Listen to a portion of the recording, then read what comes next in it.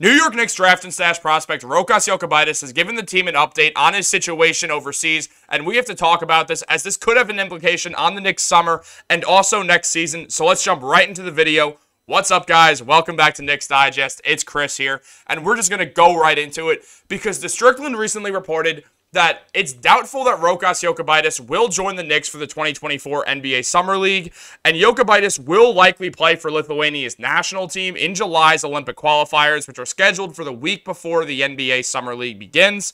Now, Jokubaitis is still interested in pursuing the NBA, and if Lithuania fails to qualify, he may still join the New York Knicks. Now, the Olympic qualifiers are from July 2nd to 7th, and then the NBA Summer League begins July 12th.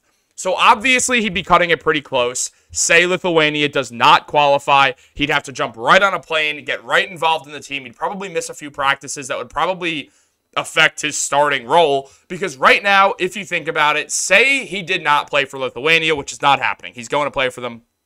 But say he didn't, Rokas would be the Knicks starting point guard in Summer League. Now, he did play in Summer League once before in 2021, and we will get into that. But he was the Knicks 2021 32nd overall pick. He was selected 2 slots higher than Deuce McBride, and obviously Deuce has panned out very well, and with the mix of the Knicks bringing in a franchise point guard in Jalen Brunson, and just having a very deep bench, Rokas never came over to the team. He knew the Knicks held his draft rights, and that if he came over to the NBA, unless the Knicks traded his rights, he would have to play for the New York Knicks.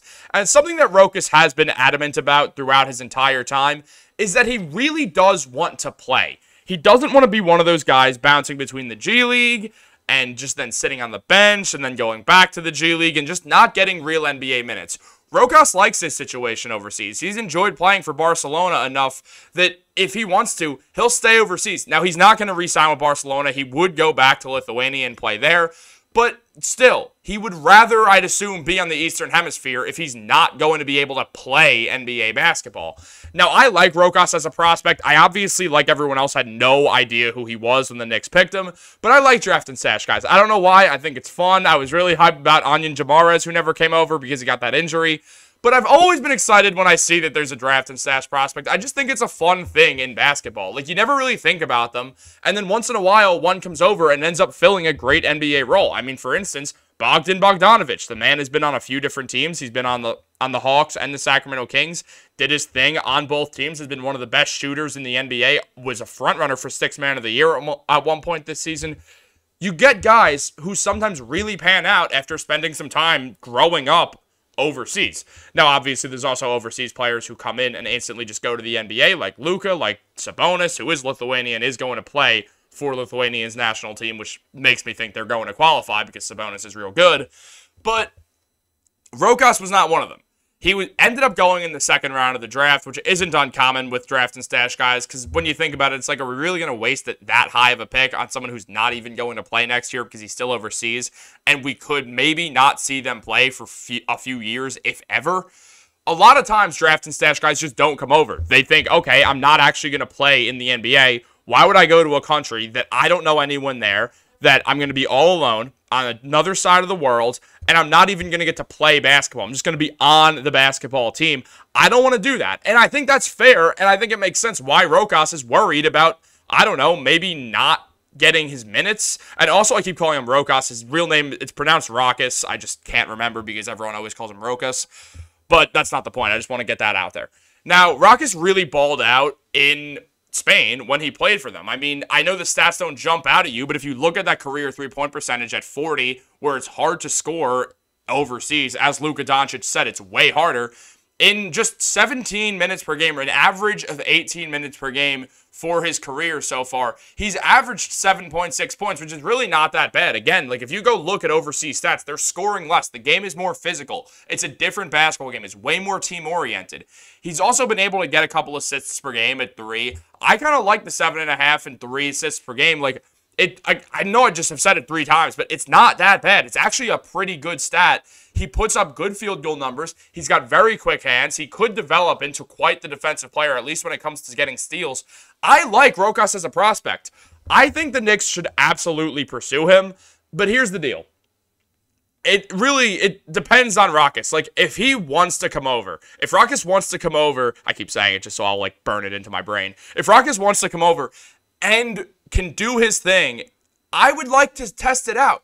I mean, right now the Knicks have Deuce McBride as a backup point guard. I obviously love Deuce. He's been excellent with the Knicks. The way that he just was able to start shooting 40% from the three while also being one of the best defenders on any NBA bench in the league has been incredible. I love his fit next to Jalen Brunson. I love his fit with the team. But also, I don't know if he's a point guard. He's more of a combo guard, and that's fine. I'm not saying that negatively. I'm just saying that I look at Deuce McBride as more of a combo guard. Rokas can make plays. He's a good ball handler. He's got excellent court vision. It's what you see from so many overseas players. Just an excellent vision on the game, a great feel for the ball. I think Rokas could come over and really give the Knicks a spark on that bench as a guard. Now, the problem is, how do you figure that all out? Now, if the Knicks don't do anything at all, basically, in free agency, then yeah, Rokas will have a spot. But when you think about it, there's 8 guys, assuming no massive trade happens, and OG and Hartenstein re-sign, and obviously Rokas is a point guard, so even if Hartenstein leaves, it doesn't really affect his playing time. But say they re-sign everyone, and not much happens outside of that. Like, they plan on running it back. You still have, for sure, Brunson, DiVincenzo, OG, Julius, and Hartenstein starting, with Mitch, Josh Hart, and Dante DiVincenzo, along with Deuce McBride, or not Dante DiVincenzo, or Mitch, Josh Hart, and then Deuce McBride as your bench. Now, yeah, maybe they trade Bojan Bogdanovic. Maybe Bojan just doesn't get minutes and gets the Evan Fournier treatment and is just used as an expiring tradable contract. Then, yeah, Rokas will get the chance to get around 10 minutes per game on the Knicks. I kind of hope that happens. Like, when you look at NBA benches, I said this a while ago when Josh Hart re-signed, and everyone's like, oh, what, is he gonna be their power forward? He can't get rebounds. And I was like, first of all, yes, he can. Second of all, I understand he's 6'4", but so many backup power forwards are just spot-up shooters who played shooting guard and small forward throughout the earlier parts of their career, depending on how long they've been in the NBA anyway, so it's not a big deal. That being said, we don't know anything about Rokas. What if he comes over and is trash? It's obviously a possibility.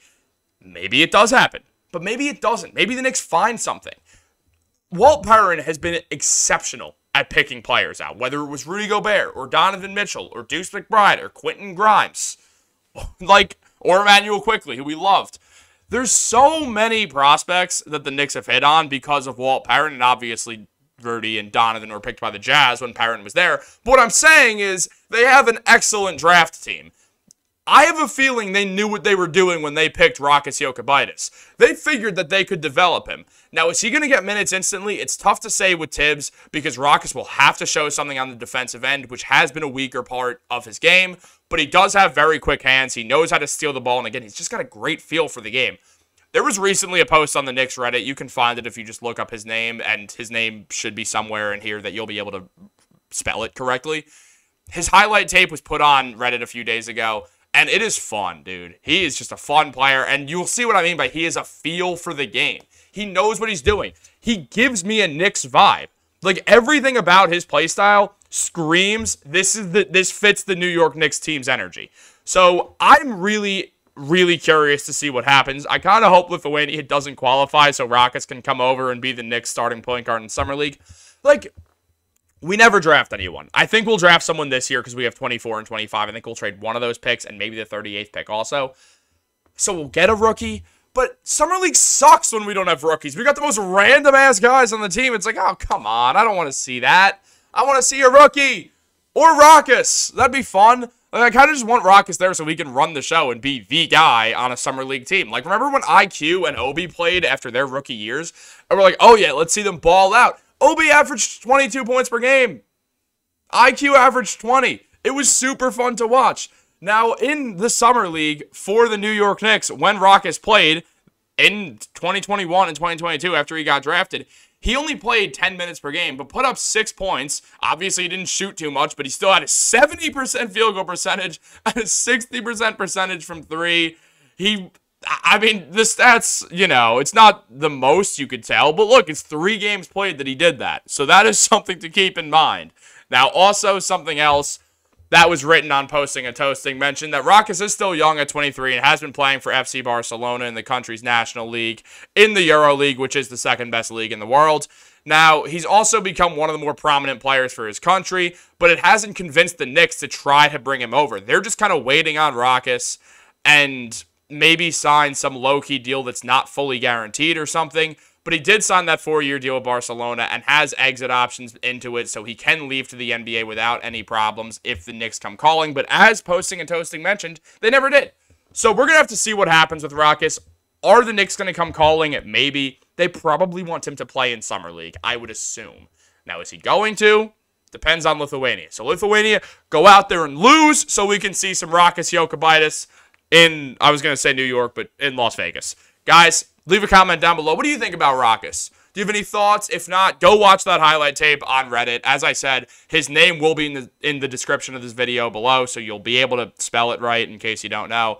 But guys, hope you enjoyed the video. Like this, subscribe to Knicks Digest. It helps me out way more than you guys would ever realize. But outside of that, that's all I got. Have a great day, and go Knicks.